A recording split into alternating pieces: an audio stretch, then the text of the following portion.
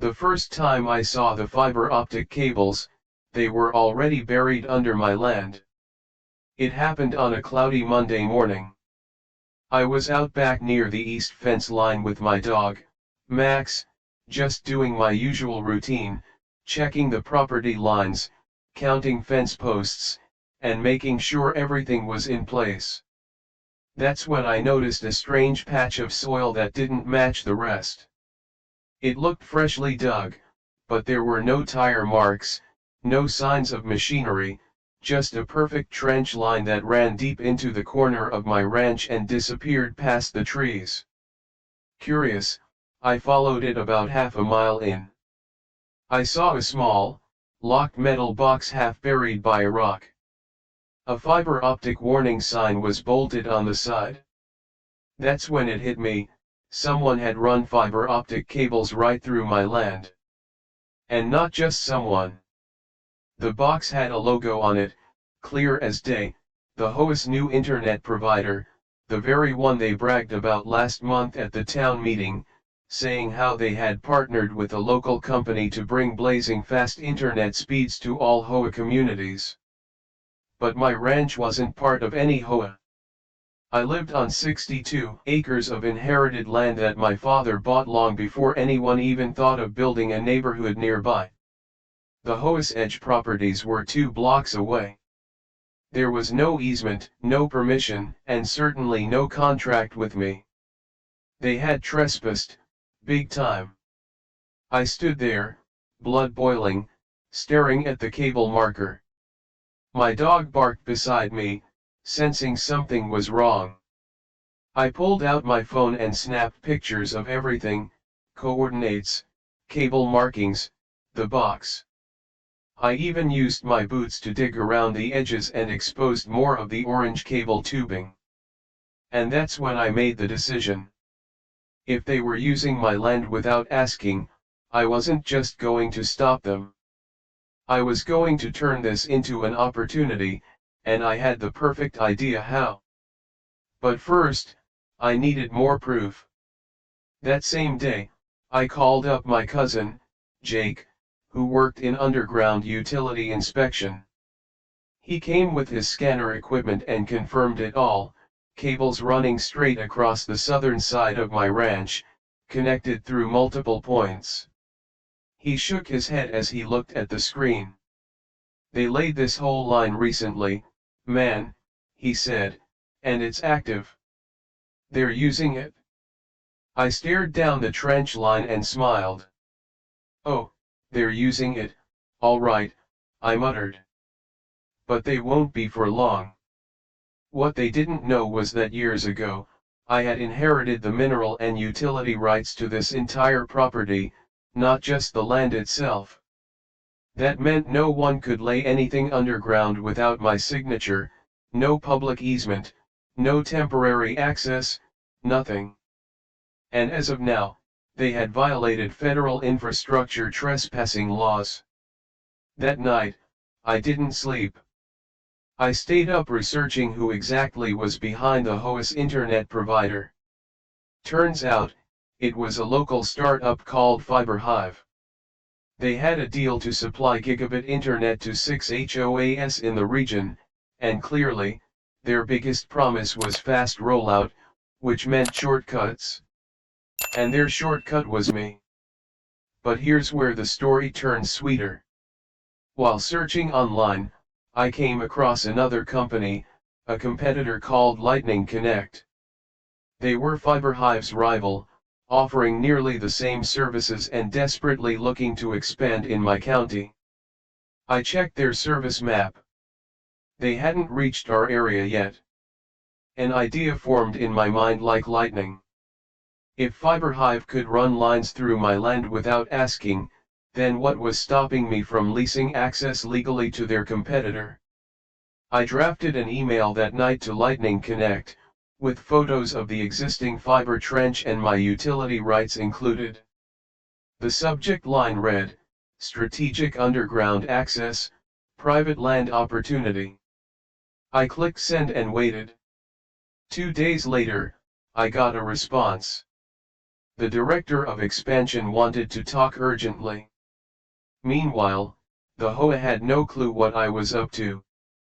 But something funny happened. The very next morning, I noticed a small white van parked near the edge of my property. A guy in a neon vest was walking back and forth, checking a map on a clipboard. He kept glancing around nervously, occasionally kneeling near one of the hidden fiber boxes. He didn't see me coming from behind on my ATV. I cut the engine and walked up quietly. "Can I help you with something?" I asked. He jumped like he'd seen a ghost. I'm with Fiber Hive," he said. "We're doing some routine maintenance on my private ranch," I said, arms crossed. He froze. His clipboard trembled. I didn't know this was private." "Oh, it is," I said slowly, "and I've got a lawyer who'd be real interested in what you're doing here." He mumbled an excuse and sprinted back to the van like a scared puppy. That's when I knew I had them by the neck. Later that week, Lightning Connect sent a team out to walk the land. They were blown away by the layout. I had clear access routes, flat terrain, and full legal control.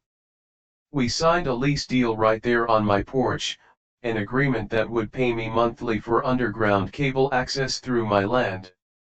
But the real kicker, they had a clause that required Fiber Hive's cables be removed before their own install began. I didn't tell them that part just yet. Instead, I printed the lease and filed it at the county office. Then, I had my lawyer send a certified letter to Fiber Hive and the HOA. It read, "Cease and desist. You have 21 days to remove all unauthorized cables from my property. Failure to comply will result in removal at your expense, legal action, and public exposure." I sat back with a cup of coffee and waited. Day 1, no response. Day 3, still quiet. Day 5, that's when the bulldozer showed up at the front gate. Not my bulldozer. Their bulldozer. With no warning. HOA trucks and 2 contractors parked right on the edge of my ranch. Men in hard hats jumped out and started prepping to dig. That's when I walked out, with the lease agreement in one hand and a video camera in the other. But what happened next wasn't what I expected. One of the contractors looked over at me, waved a piece of paper in his hand, and yelled, "We have permission from the city to be here." I narrowed my eyes and stepped forward. "You might have permission from the city," I said, "but you sure as hell don't have it from me." And that's when a black SUV pulled up beside the trucks. Out stepped 2 men in suits, city officials, and one of them was holding a copy of the permit. As I walked toward them, heart pounding, my dog, Max, barking behind me, one of the men looked at me and said, "Sir, we have an issue. It seems the HOA listed your ranch as part of their owned land." My mouth dropped. They forged documents. That was when I knew I was dealing with something much bigger than just fiber cables. And what I did next would shake the entire HOA system to its knees. I couldn't believe my ears. The city official was standing there, holding a forged land ownership document claiming my ranch, my family's legacy, was part of the HOA's jurisdiction. My vision blurred for a moment, heart pounding so hard I could hear it in my ears. "You're telling me," I said slowly, "that this paper says my ranch belongs to them. For you, a free like is easy. But for me, it is the greatest support and encouragement. For this video, can you give me 1 like and 1 subscription? Thank you very much." "Yes," he replied, flipping through the pages. "According to this map filed 6 weeks ago, your property was incorporated into the HOA district under a special clause. Says here you consented to it. That was a straight up lie. I didn't sign anything, I barked. I'm not under any HOA. Never have been, never will be. The two city workers exchanged glances. One of them whispered something, then stepped away to make a phone call. Meanwhile, the contractors had paused. The bulldozer engine was still running, idling like a beast waiting to be unleashed. And the HOA reps? Nowhere to be seen, of course. Cowards. I marched back to my truck, grabbed the lease agreement I had signed with Lightning Connect, along with my original land deed dating back 52 years, and stomped back over. Here's the truth, I said, holding out the papers. Here's my name, here's the county seal, and here, I added, slapping the lease on top, is the agreement I just signed with Fiber Hive's competitor, which means those unauthorized cables they buried under my land. They're coming out. Now. The official took the papers, read through them carefully, and you could tell his whole posture changed. Wait right here, he said and joined his colleague on the phone. I stood there like a statue, the wind whipping through the trees, while my dog, Max, growled low beside me. They were on the phone for 15 minutes. When they returned, one of them looked shaken. Mr. Carter, he said, I believe there's been a mistake. The HOA representative who filed these documents, she no longer works with the city. This incorporation was done without the required legal steps. It's not enforceable. So I raised an eyebrow. You're saying I'm not under the HOA? The land is mine, fully. He smirked. Then tell that to those men with the bulldozer. The city official nodded to the contractor, gave a short command, and within seconds, the workers packed up their gear, turned the bulldozer around, and drove off my land without saying a word. I stood in silence for a few moments after they left, watching their trucks vanish in the distance. The rage inside me started to settle, but only just, because now I had proof the HOA was doing more than trespassing. They were falsifying property ownership, and I wasn't about to let them get away with that. Later that evening, I called Lightning Connect and gave them the green light to begin their install as soon as they were ready. They were thrilled. But before they could break ground, I needed one final move to lock this game down. I hired a private attorney, not just any attorney, someone with a background in land use, telecommunications, and real estate fraud. Her name was Audrey Steele, and she was a pit bull in a blazer. We met at my kitchen table over coffee and cinnamon rolls, and I laid everything out, the unauthorized cables, the forged incorporation map, the attempted destruction of evidence, and the permit filed under false pretenses. She didn't blink once. You know what this is? She said. This is textbook racketeering. They're using public services to enrich private partners under false authority. I want them stopped, I said, publicly, loudly. Audrey smiled. Then we hit them with an injunction and file a civil claim. But first, I'll need copies of everything. For the next 3 days, Audrey dug deep. She found more than I expected, emails between HOA board members and Fiber Hive referencing shortcut access through unclaimed land, bank transfers, a rushed vote that unanimously approved the expansion of HOA borders, held during a private dinner, not a public meeting, and worst of all, a scanned signature they claimed was mine. It wasn't. I'd never seen that paper in my life. That was enough for Audrey to file for a cease and desist and a criminal investigation into the HOA board members for document forgery. But things didn't stop there. Because while we were preparing for legal action, something strange happened. My internet went out.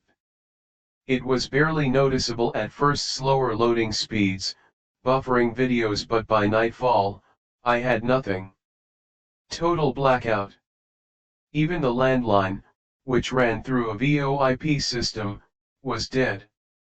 I thought maybe it was just my old router, but I had a gut feeling something else was at play. I went outside and checked the nearest cable box. It had been tampered with. There were fresh marks around the lock, and the metal faceplate looked bent. Inside, someone had yanked the main fiber connection clean out. FiberHive had sabotaged their own line. I couldn't prove it, not yet, but they were sending a message. And that's when I got the call. "Mr. Carter," said a voice on the line. "This is Sandra from FiberHive Executive Relations. We've received notice that you're leasing land to one of our competitors. We were hoping to discuss a mutually beneficial resolution." I chuckled, even though she couldn't see me. "You mean after your HOA partners forged my signature, buried cables through my ranch, and filed fake documents with the city?" There was a long pause. "We weren't aware of all the details, sir," she said carefully. "We'd like to propose a buyout.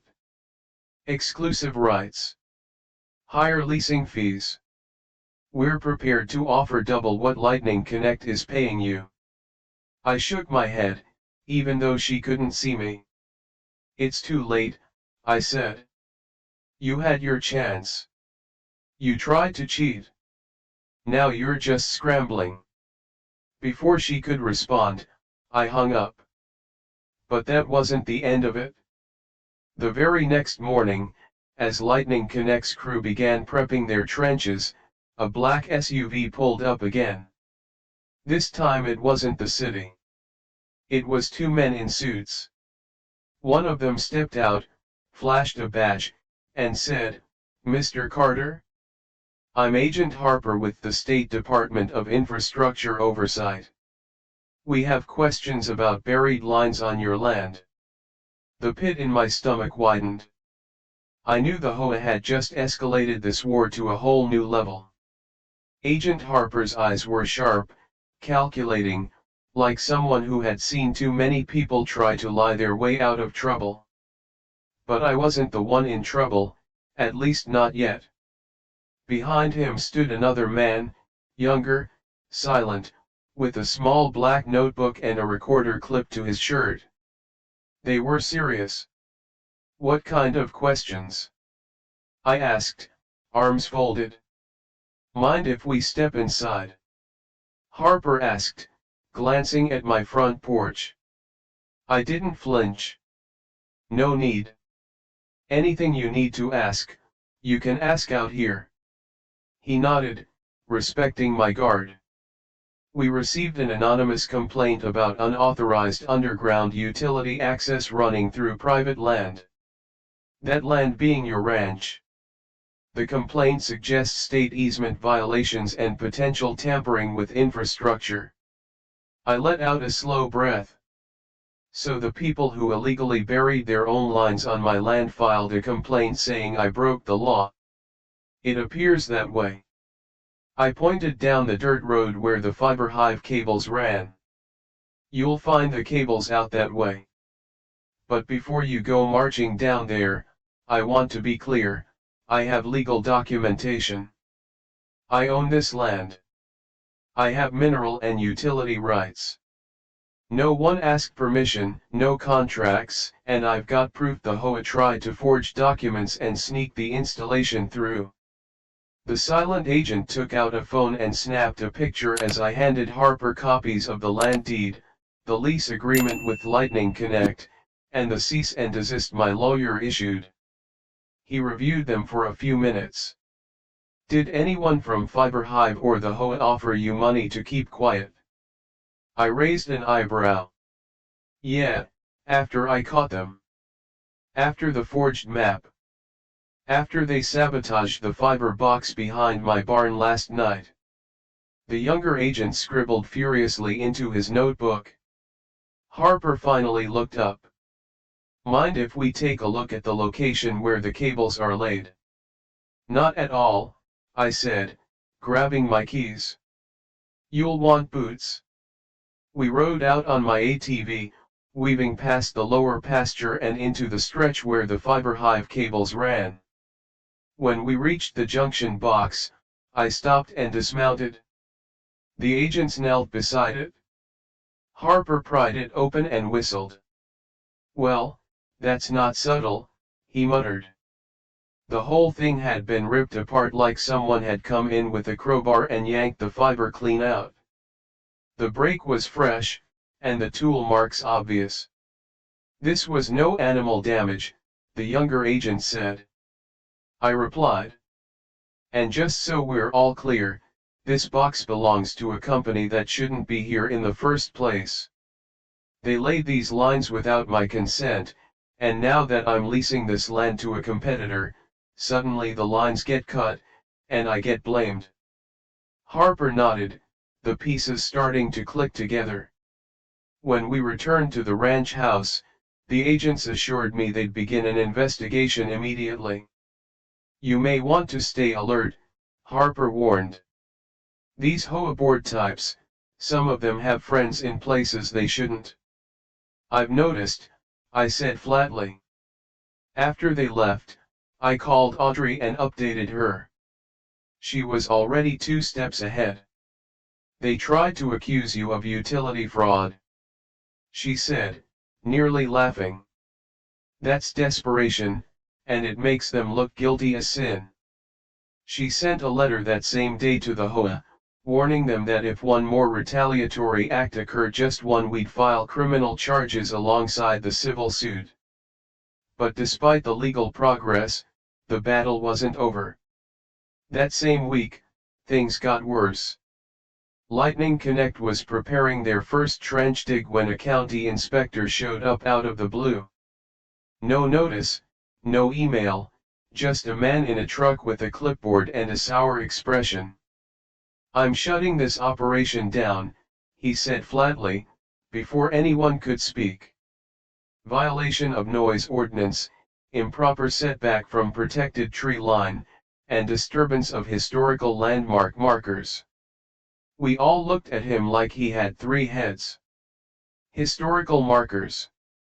The Lightning Connect foreman asked. There's nothing back here but dirt and cow tracks. I'm not going to argue, the inspector replied. You can appeal through the county office if you like. And just like that, the entire operation was frozen. A full stop. That night, I dug into the ordinance violations he'd cited. Nothing matched. The tree line wasn't protected. There were no markers anywhere near the cable zone, and the noise level we were under the decibel limit by a mile. It was another setup. I contacted a friend at the county clerk's office and, with some subtle asking around, discovered something even worse. The inspector had been paid a consulting fee last month by a company tied to the HOA treasurer's husband. Now I was furious. They weren't just trespassers anymore. They were corrupt, and I was running out of patience. But even in the midst of all this, something good happened. A local news reporter named Kayla Jensen reached out. She'd caught wind of the story from someone at the city meeting where the fake map was exposed. She asked if I'd be willing to talk on camera. I asked, yes, but we'll keep it focused on land rights and corporate overreach. No politics, just facts. She agreed. Kayla came to the ranch with a small crew and filmed a full segment. I walked her through the cables, showed the damage, and laid out the forged documents. She even got a quote from Audrey about the pending legal case. The segment aired 2 nights later. The title, Rancher Fights Back After HOA Lays Illegal Cables, and Wins. It exploded online. Within 24 hours, I had emails from other property owners across the state who had similar experiences: land taken, easements forged, city officials quietly pushed to approve permits without public notice. I wasn't alone. But as the attention grew, so did the risk. The following night, I noticed something strange. Max, my dog, wouldn't stop barking near the front porch. When I came out with a flashlight, I saw fresh tire tracks cutting across my gravel driveway. They didn't belong to any of the neighbors. That's when I realized this fight wasn't just about cables anymore. It was about who really owned the land. And the next thing that happened shook me to my core. Just after midnight, I heard a loud pop outside, like a firecracker. When I stepped onto the porch, I saw it. Someone had shot out my security camera. The lens was shattered, wires dangling, and in the distance, I saw the tail lights of a truck vanish into the trees. They were getting reckless, desperate, and I knew I had to act before things spiraled even further. The shattered security cameras swung in the breeze like a wounded eye. My hand tightened around the flashlight as I scanned the darkness for any sign of movement, but the truck was already long gone. Max was growling low beside me, his fur bristling, and I knew this was no prank. This was a warning. But whoever thought they could scare me off clearly didn't know who they were dealing with. The next morning, I called Audrey. "They shot out my security camera," I said. "Right after midnight." There was silence for a beat on the other end, then, in a voice that sounded colder than I'd ever heard her use, Audrey replied, "I'm getting you a court order for a restraining perimeter. They're not going to pull this kind of stunt and walk away clean." By noon, we had it. A temporary protective order was issued against the HOA board members and any affiliates tied to Fiber Hive. That meant no one associated with them could come within 300 feet of my property without facing legal consequences. But I wasn't done. The next call I made was to my cousin, Noah, a former Army engineer who'd done private security work since retiring. By sunset, he and two of his guys had set up 4 wireless trail cameras, motion sensor lights, and even pressure alarms around my barn and cable zones. "If they come back," Noah said, "we'll have them on camera, on record, and in cuffs before they can blink." That night, I finally slept with some peace of mind. But the storm wasn't over. The very next morning, I received an email from the county's Department of Infrastructure. It was brief, formal, and read like a slap in the face. "Mr. Carter, following complaints of unsafe work environments and recent property incidents, we are issuing a temporary halt to all construction activities on your property pending review." Lightning Connect was forced to pause everything. No trenching, no installation, no progress. It was yet another roadblock from the HOA's puppet strings within the county. I was livid, but not surprised. Audrey, as usual, was already 3 steps ahead. "We're filing for an emergency hearing," she said. "We'll subpoena the inspectors, the email chains, the payment records. If they want war, they just got it." But while Audrey prepared for court, I had a different kind of meeting to attend. The local town hall had a public comment session scheduled that Thursday, so I went. I didn't dress fancy, just my boots, jeans, and a denim jacket with the ranch logo stitched on the back. The room was half full, mostly folks I recognized from town, a few city officials, and right up front, 2 HOA board members who turned white the moment they saw me walk in. When the microphone opened up for public comment, I stood. "My name is Nate Carter," I began, "and this is about my land, my rights, and the illegal actions that have been taken against me." You could hear a pin drop. For the next 5 minutes, I laid it all out: the unauthorized cables, the forged incorporation map, the sabotage, the intimidation tactics, the shot-out camera, the fake inspections, and the shutdown order. Every word landed like a punch. "I don't need favors," I said, locking eyes with the HOA board members. "I just want the law to be followed. But if you think you can cheat, lie, and bully people into silence, you came to the wrong ranch." The audience applauded loudly. Even a few city officials looked shaken. After the meeting, I was approached by a councilwoman named Renee Williams. I didn't know her well, but she leaned in and said quietly, "You're not the first person they've done this to. Keep fighting. We're watching." By the time I got home that night, I was fired up, and just in time, because one of the trail cameras had captured something shocking. At 2:42 a.m., two men in black hoodies had climbed the fence at the east end of the property and snuck toward the buried fiber hive junction box. One of them carried what looked like a small toolkit. The video ended with them kneeling near the cables. No one saw them leave. I sent the footage straight to Audrey, who filed it as evidence of tampering and trespassing. Now we had criminal video proof. But that wasn't even the craziest part. The next day, a certified letter arrived from Fiber Hive Legal Department. It was thick, sealed with corporate branding, and smelled of desperation. I tore it open and read it 3 times. They were demanding immediate access to my land to recover company property, threatening to sue me for obstructing essential infrastructure. They even claimed I was in violation of a non-existent access agreement they supposedly had with the HOA. I laughed so hard I nearly dropped the letter in my coffee. Then I called Audrey.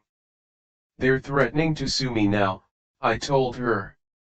"I hope they do," she replied, with a grin in her voice, "because I just filed an emergency motion in district court, and we've been approved." I blinked. "Approved for what?" "A judge has just granted us a full injunction," she said.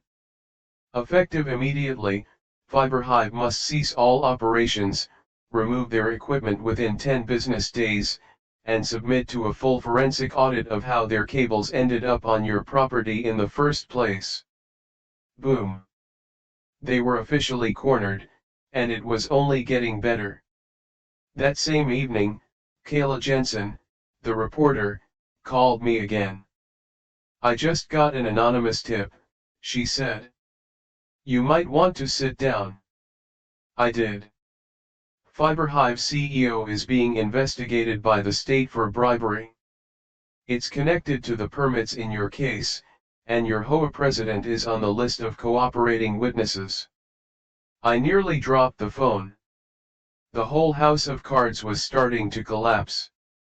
And while that might sound like the end, it wasn't, because the HOA, cornered and humiliated, wasn't going down quietly. That night, just as I was getting ready to lock up, I found something new waiting at my gate, a large manila envelope duct taped to the fence. Inside, photocopies of my grandfather's original land deeds, with half the pages missing. A sticky note was attached: "You sure you own this ranch, cowboy?" My hands shook as I read it. The message was clear. They were about to go after the foundation of everything, and I had no idea just how far they were willing. I stared at the sticky note in my hand for a long time.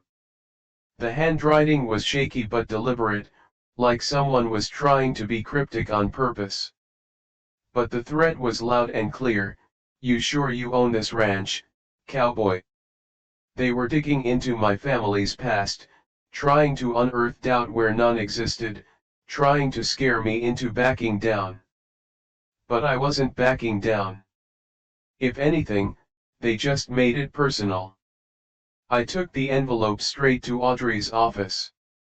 She looked through the missing pages and frowned. "These aren't originals," she said. Someone accessed county archives and cherry-picked scans. This is pure intimidation.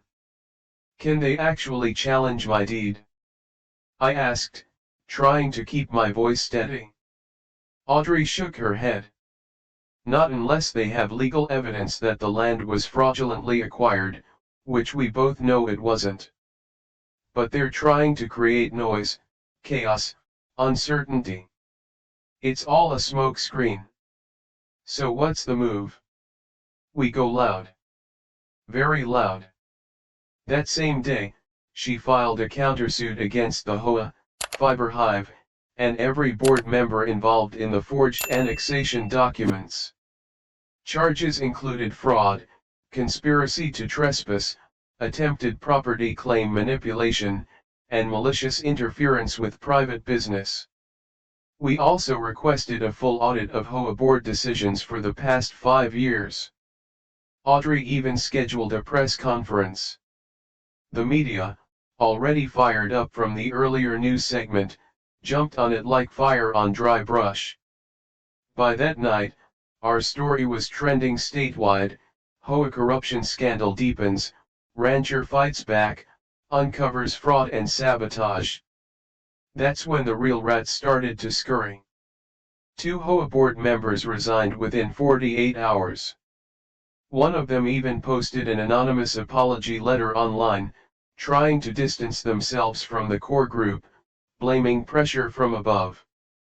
But the core group didn't go quietly. 2 days later, I woke up to find a huge construction truck parked on my land near the west pasture. The crew claimed they were there for emergency repair work. I wasn't having it. "You've got 60 seconds to turn around," I said, walking toward them with my phone filming.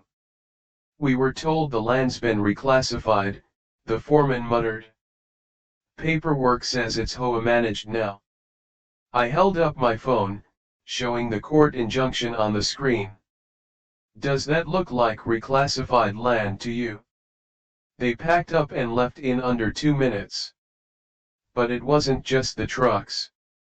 That week, my mailbox got destroyed twice. A few windows in my barn were shattered, and one night, I found that the trail cams near the buried cables had been stolen. Every last one. It was like they were trying to erase every trace of their mistake before Lightning Connect could move forward. Luckily, I had backups. NOAA had hidden battery-powered microcams in decoy birdhouses. We'd captured grainy but clear footage of a man in a fiber hive polo shirt using a bolt cutter to break into the trench zone and rip out our cameras. It was enough to hand over to Agent Harper, who was still deep into the state investigation. He reviewed the footage and nodded slowly. "This is all lining up," he said. "And we just got confirmation, FiberHive CEO is being indicted. Your HOA's president," she just flipped on him in exchange for immunity. I felt a wave of cold satisfaction wash over me. "They're done." Harper added, "But we're still going to need your help." "How?" He leaned in. "We're planning to raid their headquarters, but we need someone who knows what's buried on your land and where." I agreed immediately. 3 days later, I joined state investigators at dawn as they combed through FiberHive's field office outside town. They found forged maps, handwritten notes mentioning my ranch by name, and even emails detailing how they planned to settle with me quietly once the lines were active. They were planning to pay me hush money after the fact. But the cherry on top, a memo from the HOA president to the FiberHive legal team: "We buried the cable without permission. He knows. He's digging. Remove it by any means necessary." That document sealed the deal. By the end of the week, the HOA was stripped of its charter, the board was dismantled, FiberHive was suspended from operating statewide pending a full audit, and their CEO was on bail awaiting trial. It should have been the end. But it wasn't. Because just as Lightning Connect was finally about to begin their trench work again, permits cleared, inspection passed, media gone quiet, I received an unexpected visitor. An older man, maybe in his late 60s, pulled up in a dusty white truck, wore a hat low over his eyes, and had the kind of gait that comes from years of walking land. "You Nate Carter?" he asked. "Yeah." He handed me a folder. "This is about your grandfather. You need to see it." I opened it. Inside was a deed, not to my ranch, but to a parcel of land under it. A long-forgotten subsurface rights agreement from 1964. And it didn't list our family's name. It listed his. "Your grandfather leased the mineral rights to my father," the man said. "Forever lease." But the paperwork got buried. I only found it recently while cleaning out our family barn. Jaw slowly dropping. If the paperwork was real, and it looked very real, then someone else still owned the land beneath my ranch. I had legal surface rights, but not everything. The HOA didn't know this. Fiber Hive didn't either. But this new revelation, it could change everything. And I hadn't even had time to process it when my phone buzzed. It was Noah. "You need to get back here," he said urgently. "Right now." "Why? What happened?" "They just broke ground for Lightning Connect, and you're not going to believe what they found buried near the East Trench." My heart raced. "What is it?" There was a long pause. Then Noah said just two words: "A vault." A vault. That one word echoed in my head like thunder as I raced back to the ranch, the tires of my truck throwing up dust behind me. I didn't know what kind of vault Noah meant. Was it a septic tank? An old storage bunker? Buried treasure? All I knew was that it was buried deep under the same area where Fiber Hive had illegally laid their cables. When I pulled up, Lightning Connect's crew had paused their trenching. A large, rectangular patch of earth had been cleared out, with a chunk of concrete peeking through the soil like the tip of an iceberg. Noah stood nearby, arms crossed, eyes locked on the vault like it was something out of a spy movie. "You weren't kidding," I said, stepping out of my truck. "Nope," he replied. "We found this when we hit something solid under the fiber trench. It's reinforced, old, sealed shut." I stepped closer. The vault was about 6 feet wide and 10 feet long. Metal bolts rimmed the lid, rusted but still intact. There were no markings on the surface, no label, no indication of ownership. But something about it felt important. I called Audrey and explained what we'd found. "Could this be connected to that old subsurface deed?" I asked. "Possibly," she said. "If it predates your family's full ownership, it might be tied to the previous leaseholder. Don't open it until I get there." But the crew had other ideas. They were already working around the vault, trying to clear the trench path, when one of the guys accidentally knocked against a side panel. A hollow clunk echoed through the dirt. That's when Noah noticed something strange: wires. Old, frayed wires ran from the side of the vault, snaking deeper underground, right into the direction of where Fiber Hive's cable box had been installed. He bent down, brushed away more dirt, and uncovered a corroded copper junction box. Noah looked up at me, pale. "This thing's connected to the grid." "What kind of vault is connected to the power grid?" I asked, heart pounding. That's when Kayla Jensen, the reporter, showed up again.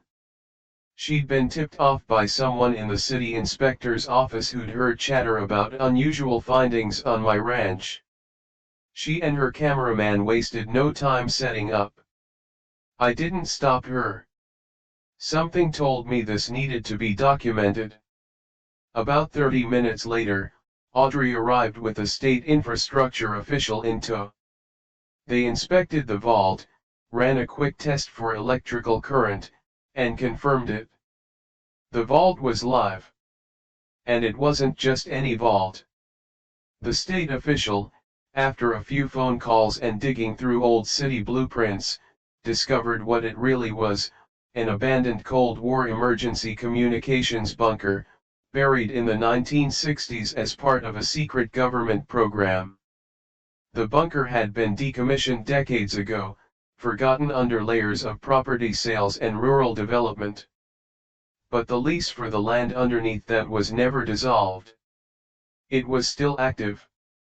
And the land beneath my ranch was technically federal subsurface property. Which meant FiberHive had laid their commercial cables through restricted government land. Illegal on a whole different level.